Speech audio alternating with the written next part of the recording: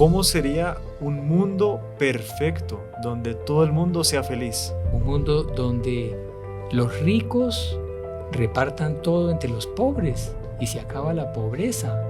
¡Qué maravilla! Bueno, esto no es tan simple. No se pierdan este podcast sobre el 7º y 10º mandamiento: no robarás.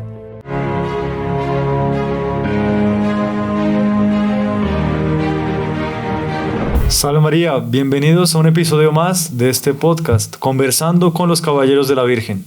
Bueno, hace un tiempo habíamos tocado el tema de los mandamientos y teníamos una seguidilla de podcast sobre los 10 mandamientos, pero paramos por ahí y muchos nos han escrito diciendo, bueno, ¿y qué pasa con los otros? Quedaron mandamientos sin tocar.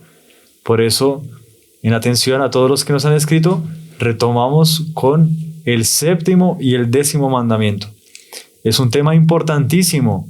Hoy vamos a aprender muchísimo y por eso estamos aquí con el hermano Francisco Tobón. Salve María, hermano Francisco. Salve María, gracias por invitarnos de nuevo a este programa tan provechoso para nuestra audiencia, para descubrir estos tesoros hermosos de la doctrina de la Iglesia. Sí, la verdad que sí. Es súper provechoso. Muchas personas nos hemos encontrado en que hacen la consagración o que van a las diferentes iglesias de los heraldos y en el mundo entero, ¿no? Y han dicho, oiga, esto impresionante, yo no sabía que esto era así, mi vida cambió, me siento más feliz, me siento más tranquilo. Y son problemas de la vida cotidiana que uno muchas veces trata aquí y que la persona no sabe y comienza a cambiar su vida y se siente acorde con Dios, ¿no? En concreto, ahora estamos en el 7º y 10º mandamiento, que son muy relacionados. Ahora, hermano Francisco, ¿en qué consiste el 7º y el 10º mandamiento? Bueno, el 7º y el 10º mandamiento los vamos a ver en un mismo programa porque tratan de la misma materia, que es la salvaguarda del derecho de propiedad privada, porque el 7º es no robarás y el 10º es no codiciar los bienes ajenos. Entonces, no robar es ya sobre los actos, sí, y el no codiciar es sobre la intención, ¿no? Pero es sobre la misma materia, que es proteger el derecho de propiedad privada. Claro. Entonces, es impresionante y que todos nacemos con eso, no es algo que va intrínseco, toda persona tiene ese derecho, ¿no? Muchas veces nos van enseñando pues que no, ¿no? O uno muchas veces uno se queda en el tema de que no, es no robar, entonces si no me robo un banco soy santo. Y resulta que es algo más profundo. Uno muchas veces puede estar robando, literalmente, y no lo sabe o no se ha dado cuenta de que es algo grave. Y esas pequeñas faltas graves nos preparan para algo más grande. Entonces, por eso pues va a ser muy provechoso. ¿En qué consiste la propiedad privada? Bueno, creo que eso es lo importante de comenzar a dejar claro, digamos, a manera de introducción, porque los mandamientos no es una imposición de Dios así por un capricho de Dios que se le ocurrió así como aparentemente, digamos, todo lo que Dios hace tiene cuenta, peso y medida, pero no es como la arbitrariedad, entre comillas, de Dios cuando le mandó a Adán y Eva a no comer el fruto prohibido. El fruto prohibido no era malo. Y en sí mismo no es malo comerse un fruto. Y si Dios hace un fruto, pues es para comérselo. Es para comerlo. En fin, es por una serie de razones. Él quiso poner una prueba de obediencia, de humildad.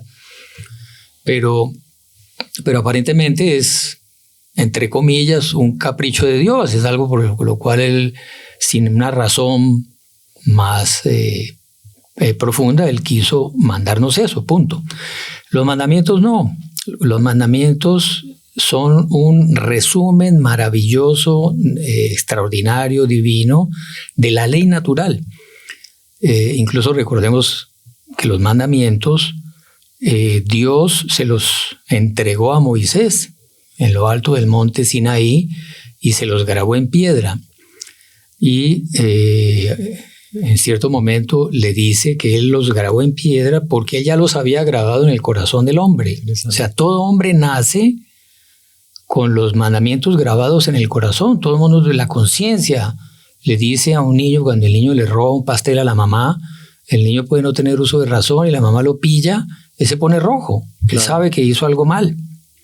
y no ha tenido lecciones de catecismo, no se sabe los mandamientos, porque él ya los tiene grabados en el corazón, en la conciencia. Eso es lo que usted llama ley natural, o sea, eso es lo que es la ley natural. Sí, el hombre nace con una noción de la ley natural. Y la ley natural es la ley que Dios imprimió en toda la creación para que la creación funcione bien, de acuerdo a su voluntad, y cumpla la finalidad de darle gloria a Él y que las almas lleguen a la perfección. Entonces los mandamientos es un resumen extraordinario, divino, de toda la ley natural. Son solo un código de 10 leyes. Hoy en día los congresos de los países se reúnen todos los días y sacan 50,000 leyes acerca de todo que ni los propios jueces conocen todas las leyes, ni los legisladores tienen tiempo de leerse todos los códigos. Tantas leyes, y entre más leyes menos se cumplen, es lo más curioso. Aquí está un resumen maravilloso, 10 mandamientos. San Agustín tiene un libro genial como todo lo de él, se llama La ciudad de Dios, donde él describe la ciudad de Dios, o sea, una sociedad perfecta, es donde se cumplan los 10 mandamientos. Los 10 mandamientos es así como cuando usted compra un carro, compra un televisor, cualquier aparato que usted compra viene con un manual de funcionamiento y le dan una garantía. Le dicen, si usted no cumple con el manual, no le respondemos la garantía. Usted coge un aparato, un televisor que es de 110 voltios y el manual dice que solo lo funciona con 110 voltios. Usted lo pone en 120 voltios y se le quema. Bueno, lo dañó, no le funcionó porque no siguió el manual. El fabricante que lo hizo sabe y por eso le da a usted el manual para que le funcione bien y cumpla la finalidad. Entonces Dios creó el universo, creó al hombre para vivir en sociedad y le imprimió esos 10 mandamientos en el corazón, pero como a causa del pecado se le olvidaron al hombre, los borró del corazón, relativizó su conciencia, entonces Dios se los grabó en piedra, que quedaran ahí grabados para que no se borraran más. Pero bueno, que no los tengamos grabados en piedra, siguen grabados en nuestro corazón y la iglesia nos lo sigue enseñando, es básico del catecismo. Entonces, si queremos que la sociedad funcione bien, si queremos que nuestra vida espiritual funcione bien, si queremos nosotros llegar a la santidad, a la unión con Dios, ganar el cielo, la gloria, y que el mundo pasajero aquí en la tierra cumpla la finalidad de preparar las almas para el cielo, pues sigamos el manual de funcionamiento. Él nos lo dio escrito. Hacer los 10 está, mandamientos. sí. Cualquiera los puede entender, no hay que ser un gran teólogo, un niño los entiende y los teólogos siguen sacando consecuencias de ahí, o sea, es de una riqueza extraordinaria. Entonces, este mandamiento, bueno, además, en el Evangelio también encontramos frase de nuestro Señor: procurad el reino de Dios y su justicia, y lo demás se os dará por añadidura. Entonces, no, porque es que hay mucha hambre en el mundo, porque hay mucha injusticia, que porque hay enfermedades, y que porque los gobiernos abusan, y que porque hay revoluciones injustas contra los gobiernos, y que hay inseguridad, en fin, todos los problemas que estamos viviendo. Bueno, ¿estamos cumpliendo con el manual? Exactamente. ¿Estamos siguiendo el manual? Procura al reino de Dios y su justicia. Los mandamientos nos enseñan a practicar la justicia entre los hombres y con Dios. Ahí está. Entonces, ¿vivimos de acuerdo a los mandamientos? ¿El mundo vive de acuerdo a los mandamientos? No. Entonces, por eso, la añadidura no se nos está dando. Entonces, dejad de procurar el reino de Dios, violad los mandamientos y todos los males vendrán por añadidura, es la consecuencia. Bueno, entonces el derecho de propiedad en concreto. Dios imprimió en la naturaleza humana, en el orden de la creación, el derecho de propiedad. Y eso es importante tenerlo claro, o sea, no es por una razón económica para que haya prosperidad también, esa es la añadidura, pero la principal razón es que nace de la naturaleza humana, la propiedad privada. ¿Por qué? Porque el hombre es un ser racional. El hombre tiene inteligencia y tiene voluntad. El hombre discierne entre lo que es bueno y lo que es malo, conoce el bien y el mal, tiene esa capacidad y tiene la voluntad para entre el bien y el mal escoger. Sabe lo que es bueno, lo que es malo, lo que es de acuerdo a los mandamientos, lo que no, y o sigo el camino de los mandamientos o sigo el camino contrario. Entonces el hombre tiene libertad y dentro del bien Porque bueno, ese es otro tema para otro día, porque libertad es solo dentro del bien. El que cae en el pecado, digamos, ahí sería el libre albedrío. El que cae en el pecado es esclavo del pecado, como dice nuestro Señor. Pero bueno, dentro del bien hay muchas opciones. Yo puedo santificarme siendo médico, viviendo en un país o en otro, en fin. El hombre tiene libertad por esa condición de ser racional y de tener voluntad.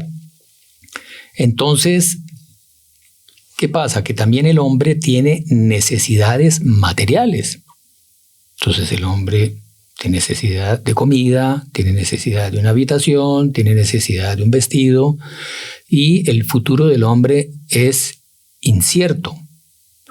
Entonces, para satisfacer esas necesidades de comida, de alimento, de habitación, de educación, de todas estas cosas, el hombre no le basta con satisfacerlo en este momento, con yo satisfacer el hambre que llegó la hora del almuerzo, entonces a ver, vamos a buscar un mango ahí vamos a pescar, porque no.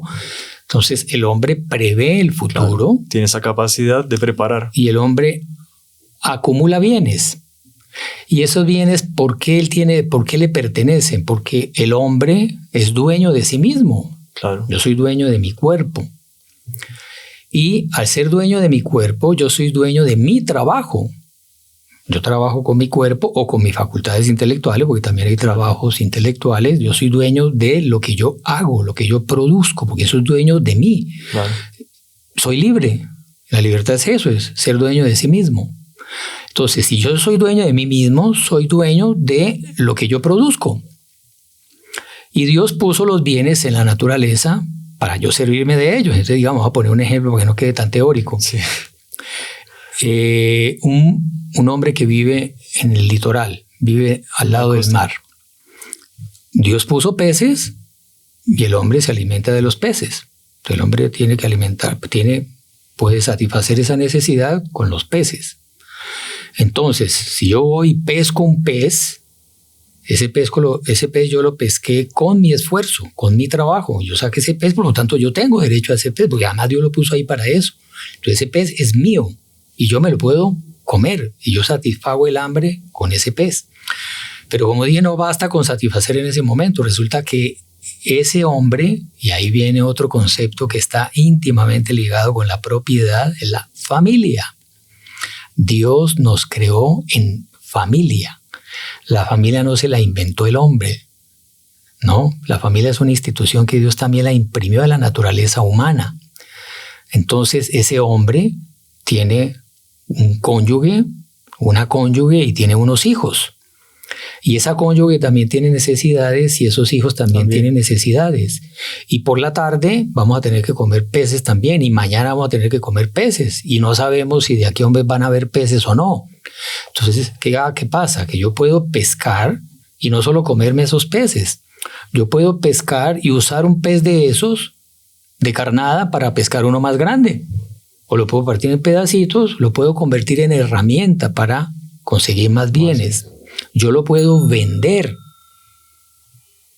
¿Para qué? Para construir una casa para mi esposa y mis hijos, para mi familia, para llevar una vida estable dentro de una habitación digna. Y yo tengo que darle educación a esos hijos. Entonces yo puedo pescar mucho más peces que los que yo necesito para comer, para vendérselos al que cría vacas. Y entonces yo le compro la leche al de las vacas, que la vaca la consiguió con su trabajo, la leche la acumuló para venderla, no sé si está claro. Entonces, la propiedad, yo puedo acumularla y yo puedo apropiarme de esos bienes que no son de nadie, que ahí eso lo veremos ya el catecismo cuando lo veamos en la segunda parte, digamos, del programa, veremos en concreto cómo se adquiere la propiedad. Entonces, hay varias maneras, esa es una. O no hay necesidad que todos seamos propietarios de los medios de producción. Puede ser que yo sea un asalariado porque ya yo monto una empresa de pesca y yo soy dueño del barco, soy dueño de las redes, tengo esos, que es la utilidad de mi trabajo acumulada. Claro. Yo fui acumulando utilidades con la cantidad de peces y compré el barco, compré la red y ahora montamos una empresa. Y hay varios empleados que puede que no sean dueños, son asalariados. Pero ellos tienen esa fuente que del trabajo se convierte en un salario y a la vez hacen que la empresa mía sea productiva. Ellos pueden acumular ese salario y a su vez él puede comprar otro barco y montar su empresa también. Ahí eso ya espontánea, orgánicamente la sociedad se irá. Pero entonces, por eso es que anular la propiedad privada, sofocar la propiedad privada es esclavizar a los hombres. Claro. Porque es negarle al hombre la libertad que él tiene de apropiarse de esos medios que Dios puso en la creación para yo satisfacer mis necesidades en el momento y las necesidades mías de mi familia en el futuro. O sea, no sé si, en fin, espero que hayan entendido que no esté tan teórico. Pues sí. Entonces es bonito ver eso, cómo eso es fruto de la libertad. Por eso acabar con la propiedad privada es esclavizar al hombre. Negarle al hombre ese derecho a propiedad. Y bueno, Dios que nos hizo, por eso Él expresamente nos lo reveló y lo manda en esos 2 mandamientos. No robar. Yo no puedo quitar la propiedad de otro. Claro. A lo que legítimamente el otro adquirió como su propiedad. Es un pecado y, en fin, que puede ser, dependiendo de la gravedad, de las condiciones del pecado, puede ser grave y conducir a la condenación eterna. Claro. ¿Y es solo no coger lo que no es suyo? ¿O es algo más? Bueno, ahí... O sea, porque listo, propiedad privada, entonces esto no es mío, es del otro. Si yo se lo cojo, peco. ¿Solamente así? ¿O hay alguna otra...? No, hay otras maneras. Mire, las maneras de adquirir la propiedad puede ser por ocupación, que es lo que yo dije ahora. Incluso el derecho romano, que es base de la mayoría de las legislaciones del mundo, porque el derecho romano, aunque tenía cosas, eran paganos, y el que no tiene el auxilio de la gracia y de la fe, pues en algo se desvía. Claro, el derecho romano, por ejemplo, contempla la esclavitud, es una monstruosidad. Pero hay muchas materias, en materia de propiedad, es muy claro y supo interpretar el derecho natural. Es lo que uno puede apropiarse de la res nullius. Él dice el derecho romano, res nullius es la cosa que no es de nadie. Claro. Que lo que no tiene propietario, yo me puedo apropiar, que no tiene propietario. O la res derelicte, algo que ha sido abandonado por su dueño. Si el dueño lo abandonó, pues no ejerce más la propiedad, bueno, yo puedo apropiarme de él. Entonces, puede ser eso. Entonces, la ocupación, el trabajo, lo que yo acabo de explicar en el ejemplo. Sí. El asalariado de esta empresa de pesca, digamos, que yo ejemplifiqué, su trabajo se convierte en un salario. A él le pagan un salario por el trabajo. Entonces ese trabajo él lo puede acumular y con eso él puede adquirir una propiedad, ¿no? O el pez que yo pesqué, ya es mío. Mi trabajo, aquí no pesqué yo. Pesqué varios, los guardé en un estanque para venderlos, bueno, son míos, fruto de mi trabajo. La donación, la que alguien le regale al otro. El propietario le regala lo que es suyo, se lo regala a otro. Voluntariamente se lo da, es una manera. O por un contrato de compraventa. Sí, porque exactamente, esa es la otra. Hacemos un contrato, yo le pago tanto y usted me entrega la casa. Listo, eso, Francisco. Pero, y entonces, si la persona, o sea, que es una pregunta que muchos, y hoy en día se dice mucho, pero ¿no habría injusticia? O sea, ¿no sería injusto si una persona tiene mucho y otro no tiene? O sea, ¿no hay una injusticia ahí? Bueno, sí, eso a veces muestra la propiedad privada como un privilegio odioso de algunos pocos que tienen y muchos que tienen muy poco o no tienen. Entonces, que sería justo que los gobiernos intervinieran, hicieran como Robin Hood, ¿no? De quitarle a los ricos para repartirle a los pobres, así todo el mundo viviría feliz, ¿no? Que todo el mundo tendría. Bueno, eso es muy matizado. La manera de solucionar, o sea, la propiedad tiene un límite, claro, como todos los derechos. Y el límite de la propiedad es el bien común.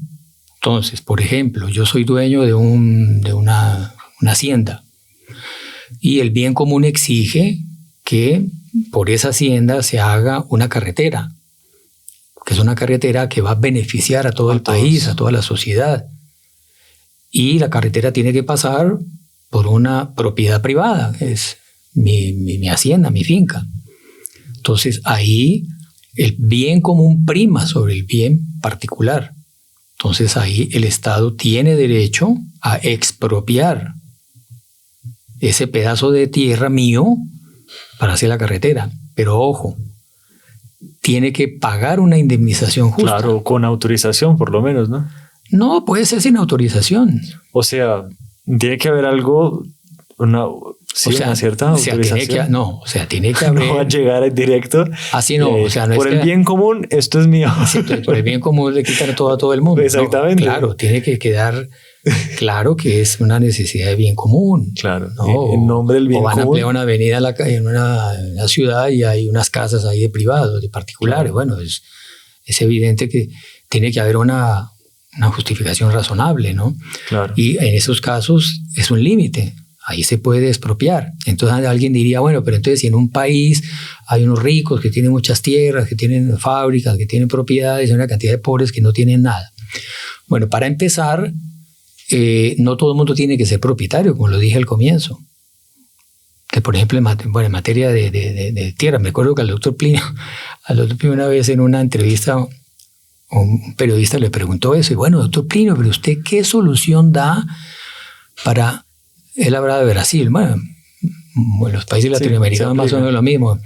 ¿Usted qué solución da para este país donde hay tantos latifundios, tantas tierras grandes y hay tantos pobres que se mueren de hambre y que no tienen acceso a la propiedad, no tienen tierra para trabajar? Entonces el doctor Plinio sonrió así, le volteó y le dijo, mire, un técnico japonés se moriría de risa escuchando lo que usted está diciendo. Que Japón es un territorio que... Es un país, con un territorio no muy grande. Pequeñito. Y creo que es el país más densamente poblado del mundo. Unas islitas de nada. Y es una potencia mundial. Y en la Segunda Guerra Mundial quedaron hechos papilla y a los 5 años o 10 años ya eran otra vez potencia mundial. Sí. Y la mayoría de los japoneses no tienen tierra, ni tienen fábrica, no son propietarios. Porque la tierra es pequeña y, en fin, el país es pequeño. Sin embargo, es un país que vive en la prosperidad. Entonces, para que haya prosperidad no es necesario que todos sean propietarios de una casa, de una tierra o de una fábrica. Claro, es deseable que hay que crear las condiciones propicias para que todo el mundo tenga acceso a la propiedad. Ahora, ¿qué pasa? Que hay personas con mayores capacidades que otras. Sí. Que trabajan más, que son más organizadas y más disciplinadas y manejan mejor sus ahorros y saben invertir mejor sus bienes, son más hábiles o más disciplinados.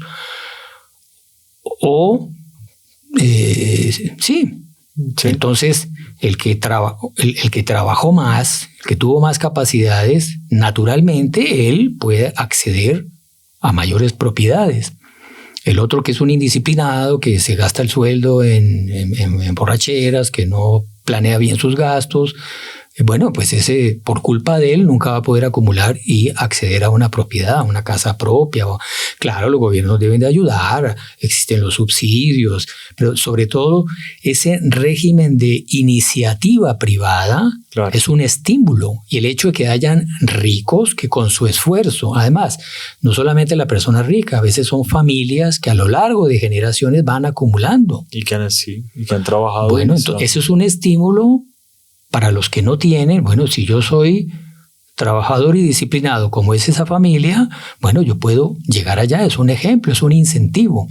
Y ese incentivo hace con que las personas apliquen más sus capacidades, apliquen más su cabeza, apliquen más su fuerza de voluntad, su disciplina, y eso forma al hombre.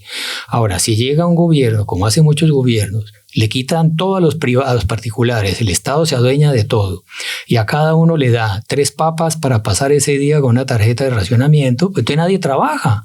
El que trabaja mal le dan 3 papas y el que no trabaja le dan 3 papas. Pues entonces es un desestímulo total. Claro. No hay estímulo, entonces es un país de vagos donde se acostumbran a vivir del gobierno y a no trabajar. Entonces no usan la cabeza, no usan sus potencialidades, no usan su voluntad, su disciplina, su fuerza de trabajo, de planeación de su vida. Entonces se atrofia la naturaleza humana. Por eso un régimen sin propiedad destruye la naturaleza humana. y se crean incluso condiciones que son contrarias a la práctica de la virtud, porque se institucionaliza el robo. O sea, el gobierno se roba el trabajo de todo mundo y lo distribuye como él quiere. Además, usted va a ver en la práctica esos países donde supuestamente a todo mundo se iguala en la miseria, y los que están arriba del poder viven como nababos. Ellos que critican el régimen de... Además, ese es otro punto importantísimo. Y es que detrás de esas ideologías contrarias a la propiedad privada, lo que hay es una filosofía, una metafísica igualitaria.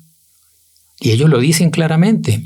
Esos ideólogos dicen claramente que ellos no acaban con la propiedad privada para que haya prosperidad en el país. Ellos mismos lo confiesan. Lo dicen así. Sí, nosotros no queremos que el país sea más próspero y por eso acabar la propiedad privada. En algún momento por demagogia lo decía, no, que esos países son más prósperos. Pero no, hay varios ideólogos de esas corrientes que dicen claramente, es que lo que nosotros queremos es acabar con la injusticia de las desigualdades. Toda desigualdad es injusta. Entonces, que haya uno más rico y uno menos rico, eso es una desigualdad. En el fondo es el orgullo que está por detrás, la envidia del que tiene más porque trabajó más, o porque Dios le dio más capacidades, o porque Dios dispuso que tuviera más.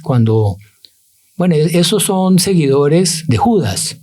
Sí, en el fondo. Esas ideologías son seguidoras de Judas, porque cuando Santa María Magdalena derramó un perfume precioso en un frasco de alabastro, que es un frasco, ya el frasco era finísimo, un perfume finísimo de nardo, y ella por amor a nuestro Señor derramó ese perfume para lavarle los pies a nuestro Señor, que se los enjugó con sus cabellos. Y hay Judas, que era el que manejaba las finanzas del colegio apostólico y se las robaba, ¿no? Tenía 2 bolsillos y la mejor parte se la metía en el bolsillo de él y lo dejaba para él creía que todos para eran la igual. Comunidad. Entonces, él era el que administraba eso, y eso es parecido con los que le roban a todo mundo para ellos administrar los bienes, todos los bienes de un país, ¿no? Entonces él le dice a nuestro Señor, ay Señor, ¿y no sería mejor ese perfume de nardo tan fino, tan valioso, que lo vendamos y con ese dinero ayudemos a los pobres? Es la misma demagogia de esas ideologías, ¿no?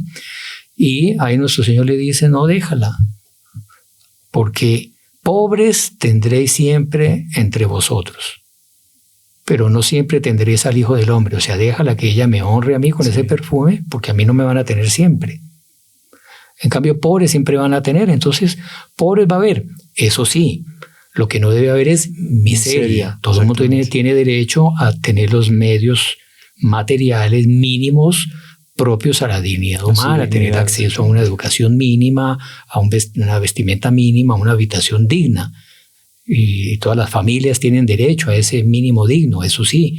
Ahí, los gobiernos, pero no es acabando porque acabando ese estímulo de el que trabaja más, poder progresar más, acumular más riquezas, si se quita ese estímulo, entonces todo el mundo se iguala en la miseria.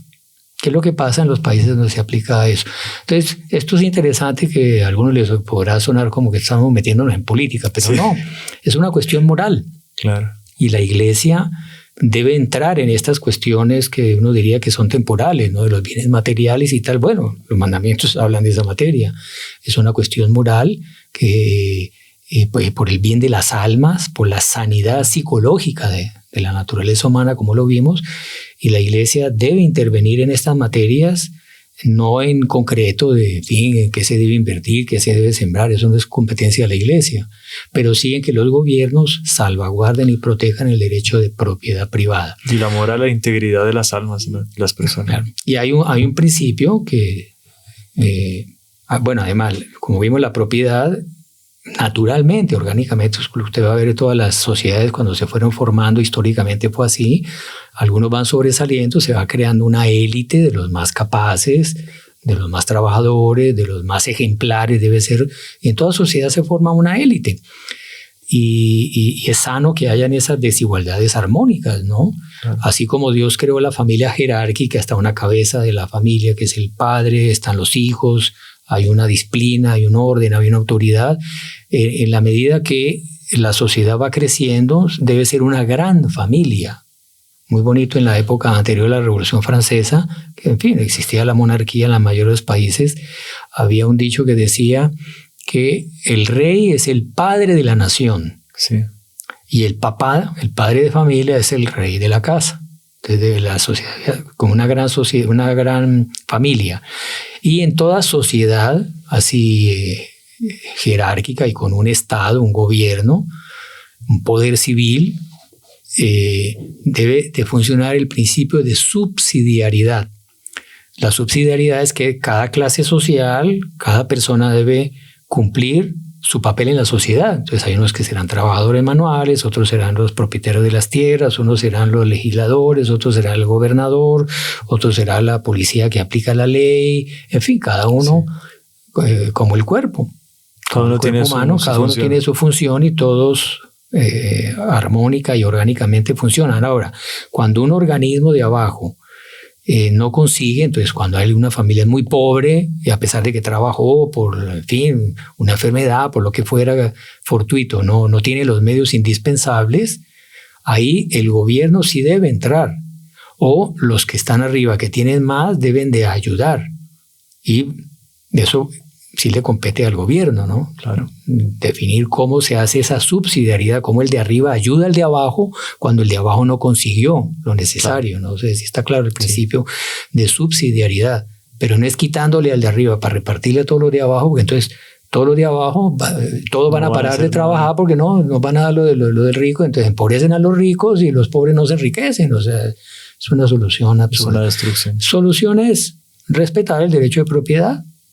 Ahí está. Hace parte de la ley natural y para que la sociedad funcione bien hay que salvaguardar este derecho. Bueno, nos están haciendo señas de que hay que hacer una pausa. Sí, creo que con esta columna, había que dejar la columna bien firme para ahí sí después aplicar el séptimo mandamiento.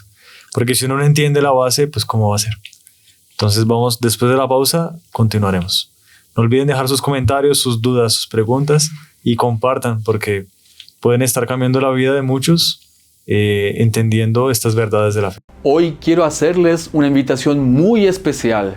Plataforma Reconquista, una herramienta increíble que nos ayudará a profundizar en nuestra fe, conocer más al respecto de nuestra doctrina católica y fortalecer nuestra vida espiritual. En este lugar hemos preparado cursos valiosos de doctrina, historia, arte, cultura y mucho más. No te pierdas esta oportunidad de enriquecer tu camino espiritual con contenido de calidad y devoción. Acompáñanos y descubre todo lo que Reconquista tiene para ti. Accede ahora. ¡Salve María!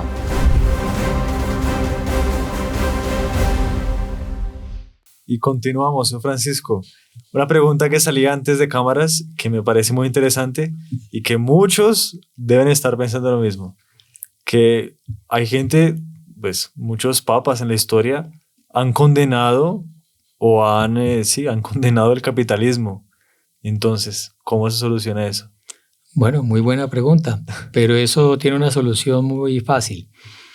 Digamos, poco complejo, pero vamos a simplificarlo. El capitalismo, ¿qué entender por capitalismo? O sea, históricamente el capitalismo, digamos, nació en el siglo XVIII, XIX, y fue fruto de lo que se llamó la Revolución Industrial, que suplantó el régimen que existía antes, que era el feudalismo.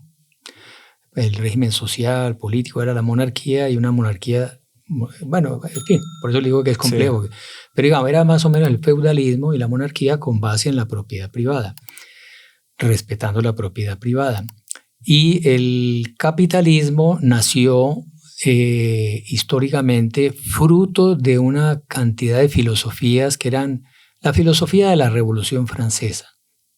Y esas filosofías eran filosofías materialistas, ateas, y que prescindían, digamos, de los valores espirituales, morales, de la finalidad trascendente que tiene la sociedad, porque aquí estamos todos de paso, y concebía la propiedad privada y digamos, la respeta, el capitalismo respeta la propiedad privada, la defiende, pero no por una razón religiosa ni por una razón moral como las que dimos al comienzo del programa, sino con una concepción enteramente materialista y estas filosofías se caracterizaron por el individualismo. Entonces, que el hombre vive para sí mismo, para su felicidad, para su placer, para el éxito suyo y su felicidad aquí en la tierra. Entonces, por lo tanto, tiene derecho a gozar de los bienes de la propiedad privada para él gozar la vida, resumiendo. Sí. ¿no? Entonces, no tiene esa visión trascendente de que es todo un orden de la creación en función de una vida eterna. Y saca a Dios del medio, ¿no? Saca a Dios del medio, el enteramente laicista y ateo práctico, digámoslo así. Claro. Entonces, por haber nacido de esa concepción errada, eso es lo que tiene de condenable el capitalismo, que llevó a esos excesos que hubo en la revolución industrial pero los propietarios, los grandes empresarios empezaron a explotar a los trabajadores de no pagarles el salario eso lo veremos después, digno, ¿no? que además es una manera de robar, como lo veremos ahora, no pagar el salario. Y además el catecismo clasifica como uno de los pecados que clama al cielo por venganza. Es de los pecados más graves que hay. Negarle al trabajador su salario, el salario digno para llevar una vida digna, él y su familia. Y ponían unos horarios de trabajo inhumanos, en fin, poco tiempo para descansar, no daban vacaciones, era una exprimir, porque lo importante era la riqueza y que la empresa produjera y yo llenarme los bolsillos a costa de los otros. Entonces era esa concepción egoística, materialista, de la propiedad, de lo que los papas han condenado. Claro, hay varios documentos y bueno, todas las encíclicas sociales ya condenaban eso, ¿no? Desde León XIII para acá y San Juan Pablo II y en fin, hasta todos los papas recientes en sus encíclicas sociales siempre han condenado ese aspecto del materialismo. Entonces, ¿qué pasa? Que el mundo occidental adoptó esa forma capitalista con esa mentalidad del egoísmo y del goce de la vida materialista. Entonces, eso es lo errado.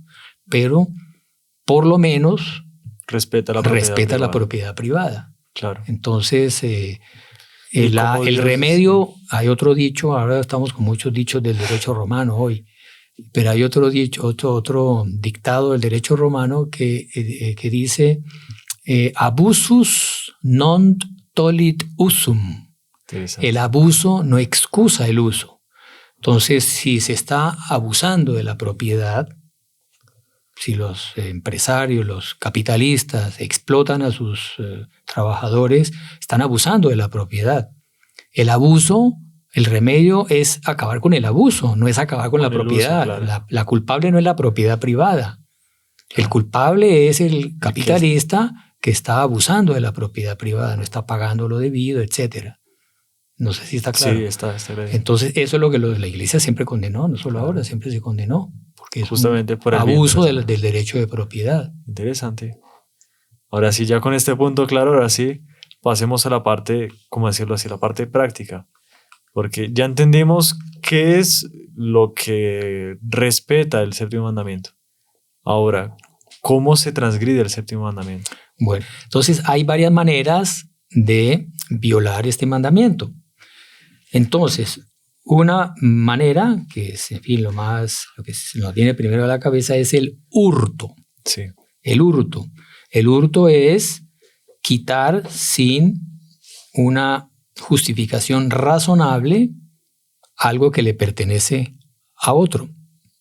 Entonces, esta definición es muy importante. Entonces, yo quitarle la propiedad a otro sin una justificación razonable. ¿Cuál justificación razonable puede haber? En un caso de extrema necesidad, una persona que se está muriendo de hambre, prácticamente se está muriendo de hambre y no tiene que comer y pasa por un supermercado, qué sé yo, y ve que hay una fruta o algo con la cual puede satisfacer el hambre y evitar él de enfermarse porque no encontró qué comer, él puede apropiarse de eso. Porque su derecho a la vida prima sobre el derecho a la propiedad que tiene el otro. Es un derecho mayor, el derecho a su vida. Ahora, es lo que llama el hurto famélico. Entonces, o si yo voy a perder la vida porque, no sé, me asaltaron o sé que me van a asaltar y hay un revólver que no es mío, entonces yo lo cojo y lo uso para defenderme, ¿no? Sin decirle nada al dueño. Entonces, o sea, cuando hay un peligro de vida, un peligro de enfermedad, una razón grave, yo puedo apropiarme, pero debo apropiarme con el propósito de apenas pueda yo devolver lo que hurté. Claro. ¿No? Porque Sí, no es igual le violé un derecho al otro. Exactamente. Entonces yo me quedo sin trabajar, entonces como me estoy muriendo de hambre, me dedico a hacer hurtos famélicos Extrema y necesidad. vivo del hurto famélico todos los días, ¿no? Entonces, Vivo ahí en la ya- extrema necesidad. Ahí ya hay una premeditación que no justifica. Entonces eso es el hurto. Ahora viene el robo. El robo es diferente del hurto. El robo es cuando yo hurto y uso la violencia para robar. Yo hiero al otro. Yo le hago algún daño adicional al otro para robarle, ¿no? Entonces eso es propiamente el robo. O lo hago de una manera escandalosa, Sí. ¿no? Robo un banco, robo millones, entonces bueno, eso es robo, eso ya no es hurto. Hay otra manera, el fraude. El fraude es dándole al robo apariencia de legalidad. Sí. Incluso puedo hasta hacerlo legalmente. Pero que es injusto, ¿no? Puedo hacerlo, sí, injusto, o hasta puede ser legal. Yo puedo usar herramientas legales, Claro, pero para robar. pero yo sé que estoy violando el derecho al otro. Es injusto. Exactamente. Y aunque yo use herramientas legales en algún proceso de herencia, de lo que sea, o en un contrato, en fin, esa es otra manera, el fraude. O poner términos engañosos, ¿no? En un contrato. Falacias, astucias, mentiras en el contrato. Bueno, otra es el de usura, que eso es muy frecuente. Es verdad que una persona que presta dinero a otra tiene derecho a cobrar unos intereses, porque el hecho de yo privarme de ese capital mío, yo podría sacarle utilidad. Si lo tuviera en mis manos, yo ese capital le podría hacerlo rendir. Pero por el hecho de yo prestárselo a otro, yo me estoy privando de esa utilidad, entonces tengo derecho de cobrarle unos intereses. Pero eso, digamos, depende un poco de las estipulaciones legales, las circunstancias económicas de cada lugar, pero más o menos es un promedio entre el 7 o el 8%, ¿no? De interés. Ya cobrar más que eso es una manera de aprovecharme, que el otro tiene una necesidad y yo le estoy cobrando por encima de lo que es justo. Le estoy robando. Claro. Es una manera de robo. Retención. Me hacen a mí un préstamo. Y en fin, uno piensa en dinero, puede ser cualquier otra cosa, puede ser un objeto, ¿no? Sí. Me prestan un carro, me lo presta por una semana y pasa la semana y yo me quedo con el carro. Yo le estoy violando el derecho de propiedad que tiene el dueño del carro, Claro. porque me lo prestó por una semana. Por lo tanto, es una manera de yo robarle a él, no pagar deudas, no pagar los salarios, retener los salarios, que es lo que hablábamos hace poco. O sea, todo es grave, pero en ese caso es súper grave, ¿no? Claro, no pagar el salario debido y incluso hay frases muy severas de las Sagradas Escrituras y es una injusticia muy grande porque el asalariado habitualmente él vive de su salario.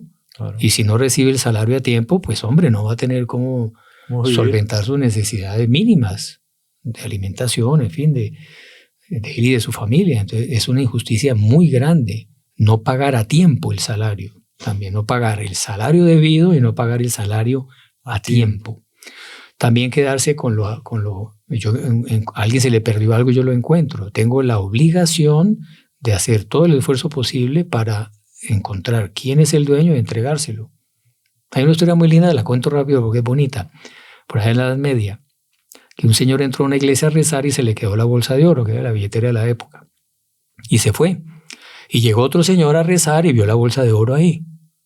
Entonces él, bueno, a alguien se le quedó, voy a llevármela porque algún bandido llega y se la coge. Entonces, pero yo, ¿cómo hago para saber quién es el dueño? Entonces llegó a su casa y puso un letrero en la puerta de la casa: quien haya perdido algo, pregúntelo aquí.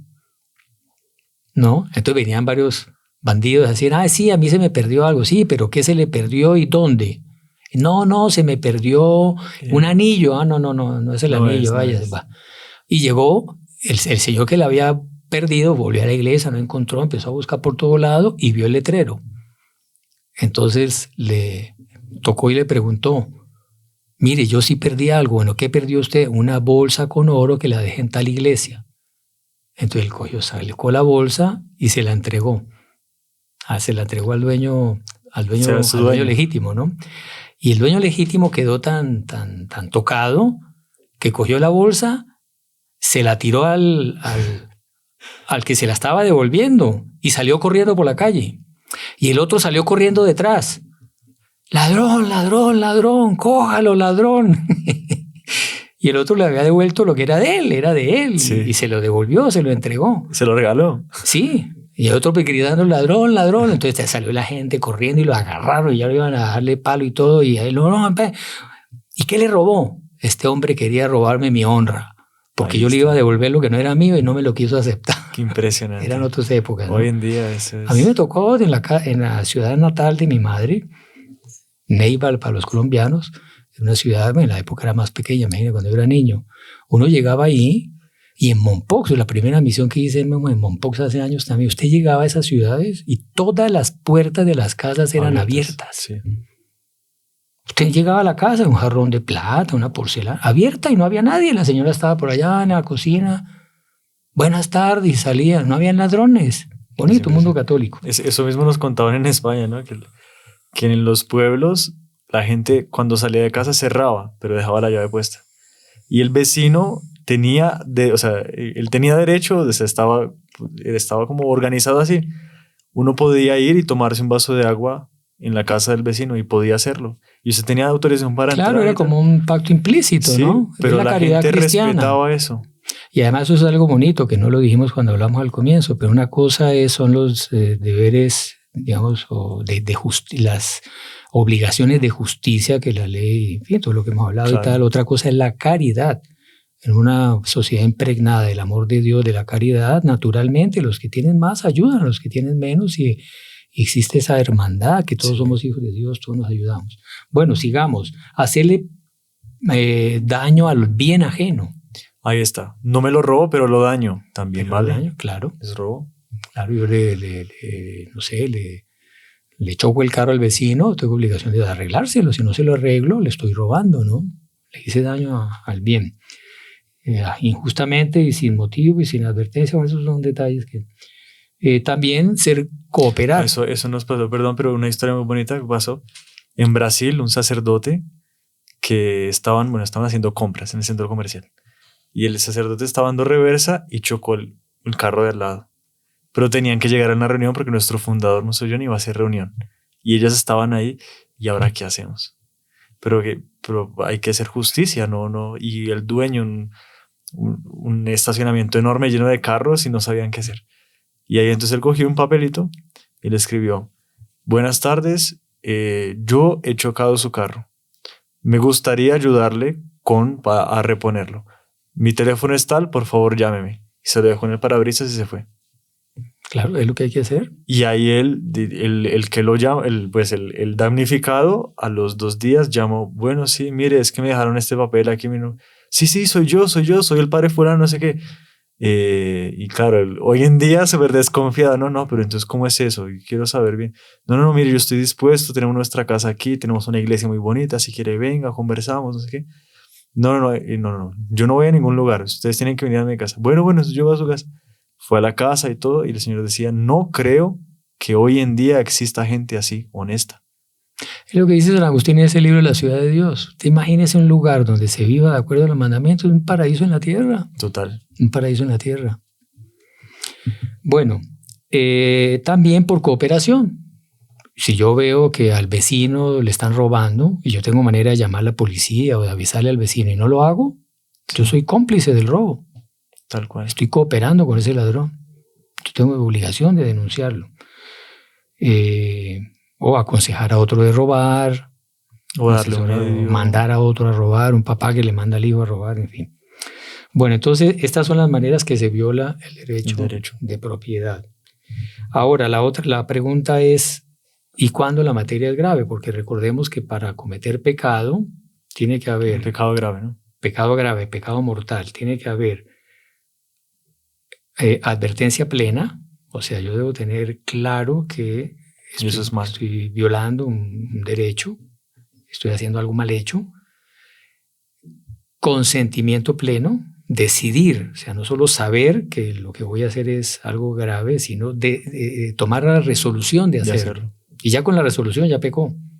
Es el pensamiento pecado de, porque se puede pecar el pensamiento, palabra u obra. Ya el pensamiento, ya yo decir voy a matar a fulano, voy a robarle al vecino, aunque no le alcance a robar, Sí. porque se enfermó, porque el vecino se dio cuenta y no pudo robarle. Ya la intención ya es como, igual que si hubiera robado. La advertencia plena, consentimiento pleno y materia grave. Entonces, ¿cuándo la materia es grave? ¿Cuál es el monto? ¿De qué monto para arriba Va a depender pasa a ser grave? Va a depender del caso, ¿no? Porque esa es la otra, ¿no? Entonces, pero es importante saber. Bueno, entonces hay una gravedad. Yo solo robo monedas, entonces ya está. Pasó, ¿no? Un caso. Bueno. Un hombre que robó 1 centavo de cada cuenta. Esa es una manera que vamos a decir aquí. Es una manera que vamos a decir aquí. Entonces hay una gravedad, digamos, hay más o menos un parámetro general, absoluto, digamos, de un robo grave. En términos absolutos, es grave a partir del monto de lo que gana un asalariado calificado por semana. Interesante. Siempre es grave, claro, porque como porque usted es su dice, sustento. Si yo le robo, y ahí vamos ya al segundo punto, que es la gravedad relativa. Entonces, si hay un mendigo que él vive de la limosna que le dan todos los días, porque es enfermo, puede trabajar, por lo que fuera, él es mendigo, vive de limosna, y yo a ese mendigo le robo una cantidad mínima. Sí. Una moneda. Pero le hago un daño muy grande, porque con esa cantidad mínima él iba a almorzar ese día. Claro. Entonces, aunque sea un monto pequeño, como es un mendigo al que le robé, para él le hago un daño grave. Entonces, aunque para mí no sea mucho, el pecado es grave, la materia es grave. ¿No? Interesante. Pero entonces ahí ya es relativo a la víctima, digámoslo así. Sí. ¿No? Pero entonces si es un millonario, entonces si al mendigo yo le puedo robar, digamos que el mendigo recoja, no sé, haciendo cálculos a ver $10 es grave. por día. Entonces al mendigo sería grave desde $1 para arriba, digámoslo así. Y este tipo es Rockefeller. Entonces si yo le robo una casa, no, para él es quitarle un pelo a un gato, entonces no le hago eso no es nada grave. Entonces le podemos robar las casas a Rockefeller. No, porque robar en términos absolutos más que un salario semanal no sé si está claro, de un asalariado, aunque sea Rockefeller, esa cantidad es grave. Siempre, aunque no le haga daño a Rockefeller, aunque sea quitarle un pelo a un gato, pero en sí mismo ya es grave, valor es grave. Esa cantidad es grave. Entonces, y lo relativo, ya lo dijimos, según la víctima. Cuando es en familia, claro, cuando es en familia, como hay la propiedad es de la familia, no, de todos modos es falta, claro. El hijo robarle al papá. En el fondo, el papá es del hijo, pues, pero él no puede disponer de todo lo del papá. Exactamente. Entonces, entre más cercano el parentesco, digamos, puede ser mayor el monto a partir del cual ya es grave. Pero bueno, esas cosas son muy casuísticas, por eso siempre, póngale cuidado, siempre es bueno, en duda, y porque cada caso tiene circunstancias muy especiales, siempre consultar al confesor. Claro, porque justamente el confesor es el que va a hacer en sí mismo. Bueno, y el otro, el que usted acaba de decir, el robarle a muchos. No, pero y eso, aquí en Bogotá hubo un caso famosísimo. Eso fue hace años. Y era una empleada de la empresa, la telefónica, era una empresa pública o el acueducto, no sé. Que claro, eso tienen miles de suscriptores en toda la ciudad, ¿no? Y ella era la encargada de la facturación. Entonces, a cada factura, ella le aumentaba unos centavitos, pero unos centavos, mínimo. Que quién se va a dar cuenta al revisar la cuenta. No, me lleva la cuenta por 50,000 pesos y ahora llegó por 50.05. Aquí se va a poner a pelear por el 0.5. Pero ese 0.5 usted lo multiplica por todos los suscriptores y la mujer se guardaba eso. Se robaba, era robarle poquito, pero a muchos. Y que el robo es acumulable. Entonces, no, yo cometí una cantidad de pecados veniales. Me robé 1 centavo. Le robé 1 centavo a una cantidad de gente, entonces es pecado venial, ¿no? Millones de centavos. Es grave porque es un robo. O los que roban sistemáticamente, ¿no? Claro. Los que nuestro Señor censura a los fariseos, que eran los que, bueno, eran los fariseos, censura a los comerciantes que en las balanzas defraudaban a cada uno por un poquito. Entonces en la libra le ponían la libra menos 2 gramitos, 1 gramito menos, pero entonces cada cliente que le vende, usted va a ver, se robó un kilo, un bulto por día, que ya es una cosa grave, ¿no? Sí. Es un robo así metódico que va acumulando, ¿no? Bueno, sería más o menos eso, materia grave y materia leve. Y ahora un punto importantísimo del cual poco se habla. Creo que estamos pensando en lo mismo, ¿no? La restitución. La restitución. Eso es clave, muy clave. Eso es muy importante tenerlo claro. Todo el que ha cometido un pecado de robo y se arrepiente, claro, nuestro Señor perdona todo, por eso Él instituyó la confesión, por eso Él murió en la cruz, derramó su sangre para pagar nuestros pecados, porque Él quiere llevarnos al cielo, para lo que nos creó, claro que sí. Pero entonces, para que mi pecado de robo sea perdonado, yo estoy obligado a restituir lo que robé. Claro. Eso es como que la prueba del arrepentimiento, ¿no? Claro. No, porque yo pido perdón, pero no devuelvo nada. Claro, me voy, asalto el banco, me robo una millonada y voy y me confieso y me quedo con la millonada y me compro una casa, un carro y vivo los millones que me robé, pero me confesé y el Padre me perdonó, entonces ya no. Eso no es así. Tiene que restituir. Hay una obligación de restitución. En fin, voy a contar, antes de entrar a las minucias, me acuerdo de un caso bonito del doctor Plinio Correa Oliveira, que fue el maestro de Monseñor John, el formador, que fue el iniciador de esta obra. Monseñor John fue su discípulo perfecto. El doctor Plinio, él, para ver lo que era la rectitud de su conciencia y todo, él había pedido prestado un libro en una biblioteca. Y, en fin, no se dio cuenta, lo guardó ahí en medio de sus libros y años después, 10 años, 20 años después, cogió el libro para consultar y ahí vio que decía propietario tal biblioteca, fecha de devolución tal, y ahí se acordó, se dio cuenta que tenía un libro que no era de él, era de la biblioteca. Entonces dijo, bueno, yo tengo que devolver este libro. Entonces fue a averiguar la dirección de la biblioteca y resulta que esa biblioteca la habían cerrado. No existía más la biblioteca. ¿Y ahí? Entonces, ¿qué hago? Ahí fue, le consultó. Mire que el doctor Pío tenía una formación doctrinaria completísima. Sí. Él fue humildemente ante un confesor y le dijo, mire, padre, tengo un libro, lo voy a devolver, pero no. Entonces dijo, no, haga una obra de caridad material, o sea, haga una donación de dinero a alguna institución de caridad y quédese con el libro, porque, o sea, ¿a quién se lo da? No hay cómo devolverlo, ¿no? Pero bonito, o sea, como... Eso es rectitud. Y es una manera de restituir, es una de las maneras que el catecismo da aquí. Cuando no hay manera de yo devolverle al dueño, el dueño se murió, le robé al dueño, después me arrepentí, el dueño se murió y no tiene... Bueno, si tiene herederos, yo estoy obligado a dárselo a los herederos. Claro. Pero no tiene herederos. O vive en el otro lado del mundo, no tengo cómo hacérselo llegar. Haga una obra de caridad a una institución. Y de esa manera él restituye. Bueno, entonces, ¿cuánto hay necesidad de devolver? Todo lo que se robó. Interesante. Hay que devolver todo, ¿no? Te voy a devolver el 80% y me quedo, no, si se quedó con el 20% está robándose el 20%. Claro, sigue siendo robo. Sigue siendo robo, tiene que devolver todo. Si hay imposibilidad, como dice, bueno, no, perdón, aquí es imposibilidad mía, o sea, yo me robé el banco ese, me robé una millonada y me puse a hacer negocios y no me fue bien los negocios y perdí lo que me había robado y no tengo cómo pagarlo. Bueno, si no tiene cómo pagarlo, pague lo que pueda. Lo que usted tenga posibilidad de pagar, pague. Paga lo que usted tiene para vivir, paga guardando, como ya vimos, lo mínimo que para usted vivir dignamente, pero está obligado a pagar. Bueno, va pagando por cuotas y si tiene que pagar el resto de la vida, lo que pueda, va restituyendo lo que pueda. No pudo devolver todos los millones porque los perdió. No le dio, claro. Ahí paga lo que puede. ¿A quién? Al dueño, a los herederos o a los pobres, ya lo dijimos. ¿Cómo?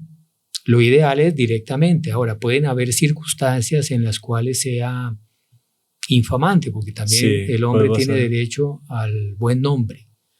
Entonces yo hice un robo del cual solo me di cuenta yo y, en fin, tengo una familia, tengo un buen nombre, no estoy obligado a hacer público eso. Claro, yo me lo Y robé, decir, tome, no. yo me lo robé. Pero entonces puede hacerlo, aunque no lo haga directamente, porque puede ser infamante, lo puede hacer indirectamente, aunque el dueño no se dé cuenta, pero Sí. es la manera de devolvérselo. Lo deposita en su cuenta sin decirle nada. De manera anónima. O digamos, si es un trabajador, por ejemplo, un trabajador puede defraudar, puede ser una forma de robo, cuando el trabajador no cumple con el horario estipulado. Todos los días se va media hora, se va una hora antes. A él le están pagando por 8 horas, él trabaja 7. Todos los días él le está robando al patrono una hora de trabajo. Se arrepintió. Le cuesta mucho. Hay una, sí, bueno, no le diga nada al patrono. Durante un tiempo trabaje una hora extra. Va extendiendo, exactamente. Y de esa manera repone el mal que hizo. Uh-huh. ¿No? Interesante. O puede incluso fingir dándole un regalo. Mire, yo le quiero regalar esto. Y no dice que es para reponerle lo que le robó, porque el otro ni sabe que él le robó. Que lo han robado. Sí. ¿No? ¿Cuándo? Cuanto antes. Interesante. Sin dilaciones. Incluso si durante la vida no restituyó y está en peligro próximo de la muerte, él puede estipular en su herencia, testamento. Tanto es para fulano. Puede incluso ni decir por qué, pero deja la herencia tanto para fulano y de esa manera restituye. Bueno, sí, yo creo que sería eso. Sí, ¿Cuándo se libra la persona de la obligación de restitución? Cuando el afectado lo perdona. Me va al banco y dice, mire, yo robé tanto, ahora me quebré, no tengo, y la junta del banco decide, no se preocupe, le perdonamos la deuda. Si el afectado le perdona, pues ya.